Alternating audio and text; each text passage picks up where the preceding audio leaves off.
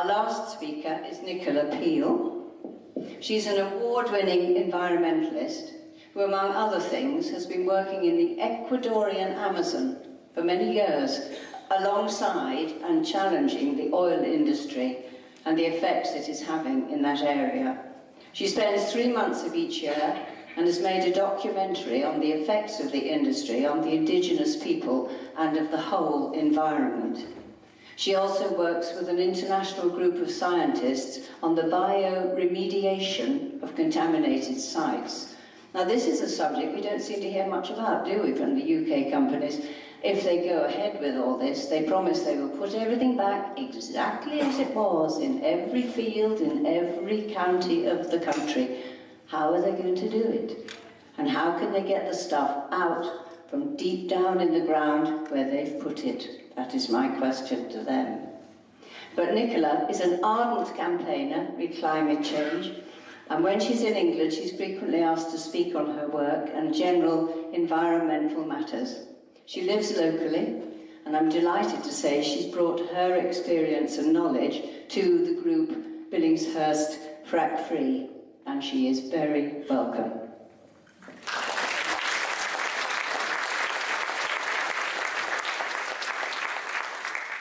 Okay, well, I would prefer to not use the microphone if everyone can hear me, because it's got more feedback than I think it's worth sometimes. So if everyone can hear me, let me know. I'm usually good at projecting my voice.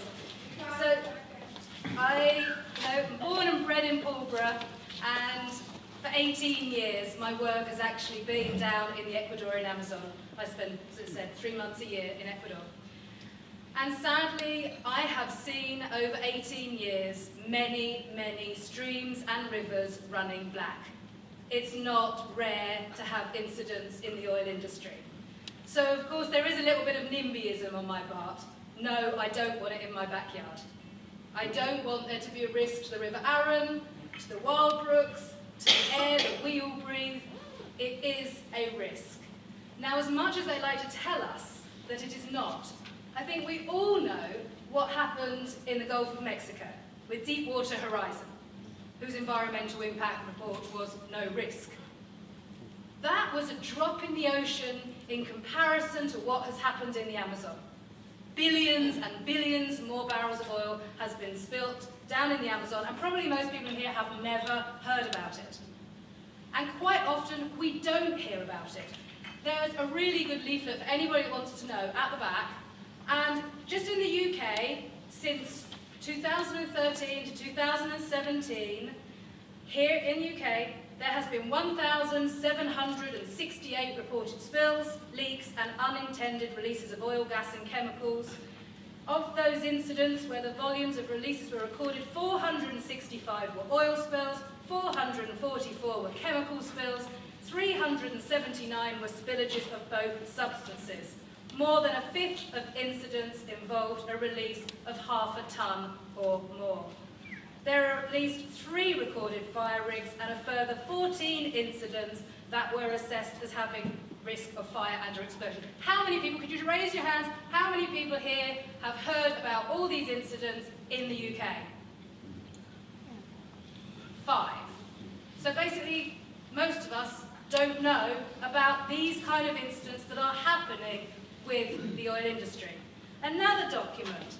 Have a look on the back table. I have gone through, this is the internal UK oil and gas, this is their safety data of all the chemicals, so anybody that's interested in the potential risks that we have, this is the chemical. And I've been through it, and I have highlighted everywhere where it says fatal to aquatic life, carcinogenic, and it goes on and on and on. Do not allow to get into waterways, do not allow to get into soil. So throughout this data, it constantly says hazardous, danger, danger, danger. And they keep trying to tell us that there is no risk. Well, for 18 years, I've seen the risk. And down in Ecuador, it's not some backwards company. We're talking about, I'm working alongside Texaco and Chevron and huge industry. It's not some kind of like Ecuadorian oil company. No, it's a Western oil company, and that's the way they operate. And it's not just the potential that could happen here at Bradford Bridge. It's the transportation.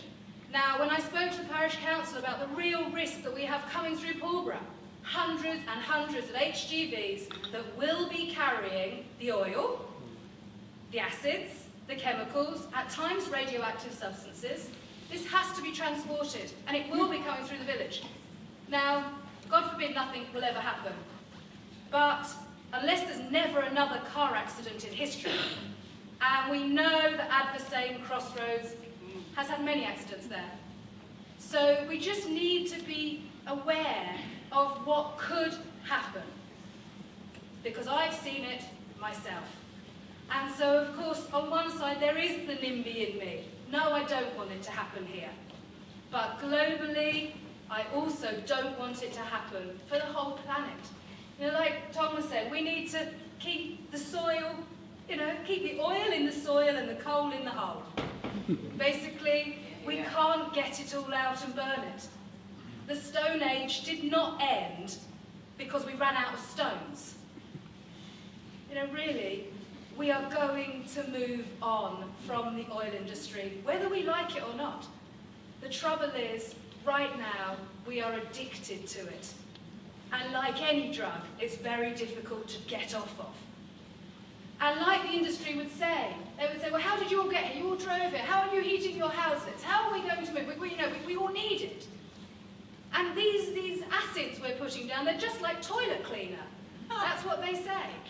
Now, would you be happy to drink your toilet cleaner, however diluted it was?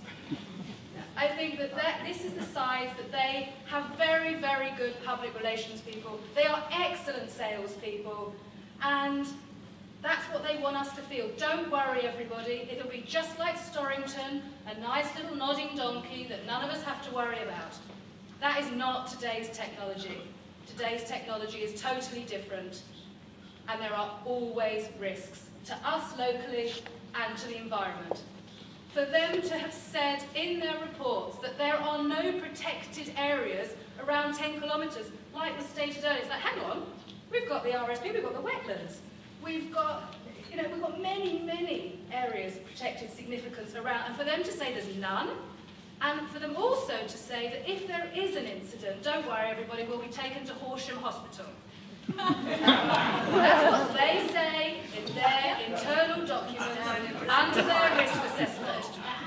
So, welcome, we have no accident and emergency to deal with us at Horsham, but that's what it says in their documents. So over and over again, they are not dotting the I's and crossing the T's. That does not give me confidence. And the fact that our own Environment Agency is not monitoring, they will be self-monitoring. I don't like the idea of that either. And so there's a number of points to this that I think that we need to be really aware of and say, go up and check out their chemical data list, check out all the incidents that have already happened. And in many ways, the cards are falling. Like we spoke about economically, there is a huge divestment campaign that is happening. Already, there's over 3,000 churches, 13 universities, the city of Oxford, many, many cities around the world are taking their money out of the oil and gas industry. The divestment movement is the same as what happened with apartheid in South Africa. People started moving their money out. It changed. And that is what is happening now with the oil and gas industry. It doesn't make sense if you have your investments and your pensions and your bank, move it. That's something that we can start to do on our own personal level, is to really look into the divestment movement, because it's happening. I mean, even, the Bank of England are getting really concerned about this. So, on one hand, yes, we must support renewables. Yes, we must see the positive, the hope in the future, that we will wean ourselves off of our addiction and we will move forward. And if we don't say anything against this local, we're not talking about one well, there could be 4 to 8 wells per square mile. That is potentially what there could be in this area. So we're not just talking about one little well like Storrington, we're talking about, in their own words, industrialisation of the Weald. That's what they're looking at. And that's what we need to be aware of. Because if we don't stand up and say no. We are all complicit in climate change. And whether we believe in it or not, NASA, 97% of climate scientists now say climate change is anthropogenic. It is caused by humans. And we cannot burn the oil that we already have on Earth. We cannot allow the temperature to go up more than another 2 degrees. And, you know, climate people in Paris came together for the climate agreement, and our government has agreed to reduce our carbon emissions. So how does this fit into all of that? Do we just allow them to just keep drilling so we can just keep carrying on? And it's that if we always do what we've always done, we'll always get what we've always got. It's not going to change. And, you know, for our personal health and for our great-grandchildren's children, really, we need to think a little bit further ahead. And that is what this is challenging us to do. So we can carry along and think that, oh, well, hopefully there won't be any spills, hopefully there won't be any incidents, and we won't worry about the 40-foot flare that's going to be pumping out methane, carbon monoxide, benzene, formaldehyde, and 60 other chemicals. We won't worry about breathing that in, that's just fine. It's not really.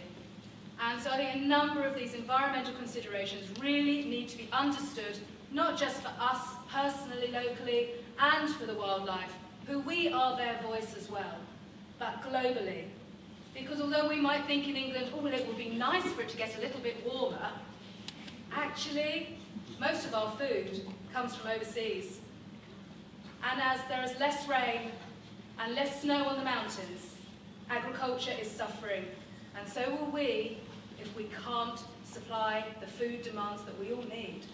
So there's a much bigger picture here that we need to sometimes look at. And you know, I mean, Carrie's got a great display up here on some more information on climate change. And so please do have a look at this information that we have as well. And also we have, in a couple of weeks, on the 12th of May, you'll see there's flyers on your seats. I used to live in Australia 10 years ago. And you know, it's crazy to think that it was all happening there, and I was involved in the campaign before it was even spoken about in England. And now the Mayor of Lismore and 2 others from Australia, 3 men, are doing a tour around the place of all communities that are potentially going to be affected by the oil and gas industry. They've made a film, The Bentley Effect, and they're coming here to the Village Hall to show us this film and to speak on their own experiences. May the 12th. So you've got the flyers as well. And just while I'm on the blurb, just for us to know how you all heard about this, could you just raise your hands for me to say, did you hear about this through flyers? This meeting, through flyers? Okay, great. What about through the local newspapers? 2 people. The local newspapers are not doing their job to inform the locals. And word of mouth. Yeah, that's the way it is. So thank you for all coming along and spreading the word. And if you haven't put your email down, we won't be regularly email, but if there is something else that's important and we think that you would like to know, we have got an email list going for people that want further information. So thank you.